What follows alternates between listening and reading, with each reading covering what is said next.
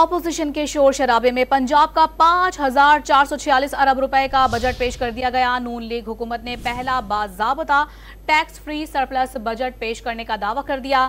Grade 16 تک کی تنخواہ میں 25%، جبکہ گریڈ 17 سے اوپر کے سرکاری افسران کی تنخواہ میں 20% بڑھائے گئے۔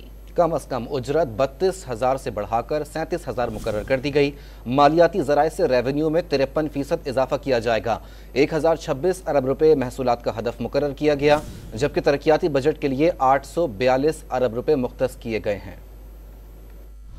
پنجاب کی تاریخ کا سب سے بڑا ٹیکس فری سرپلس بجٹ پیش۔ مالی سال 2024-25 کے 5,446 ارب روپے کے بجٹ میں پنجاب میں گریڈ 1 سے 16 تک کے سرکاری ملازمین کی تنخواہ میں 25%، گریڈ 17 سے 22 تک کے سرکاری افسران کی تنخواہوں میں 20% اضافے کی تجویز دی گئی ہے۔ ریٹائرڈ ملازمین کی پینشن میں 15% اضافہ تجویز کیا گیا۔ صوبے میں کم از کم اجرت 32,000 سے بڑھا کر 37,000 روپے کر دی گئی۔ 100 یونٹ بجلی استعمال کرنے والوں کو مفت سولر اور 5 مرلے تک گھر بنانے والوں کو آسان قرضے دیے جائیں گے۔ وزیر خزانہ مجتبی شجاع الرحمان نے بجٹ اجلاس کے دوران بتایا کہ صوبے کے عوام پر ٹیکس بڑھائے بغیر مالیاتی ذرائع سے ریونیو میں 53% کا اضافہ کیا جائے گا۔ 625 ارب کے سابقہ ہدف کے مقابلے میں صوبہ پنجاب 960 ارب روپے ریونیو ذرائع سے اکٹھا کرے گا۔ بجٹ میں 842 ارب روپے ترقیاتی اخراجات رکھے گئے ہیں۔ ریونیو بورڈ کے لیے 105 ارب اور پنجاب ریونیو اتھارٹی کی مد میں 300 ارب روپے مختص کیے گئے۔ زرعی آلات کے لیے 26 ارب، زراعت کے لیے 64 ارب 60 کروڑ روپے، جبکہ پنجاب کسان کارڈ کے لیے 75 ارب روپے رکھنے کی تجویز ہے۔ سوشل پروگرام کے لیے 130 ارب، اسمارٹ سیف سٹی پروگرام کے لیے 3 ارب 80 کروڑ روپے،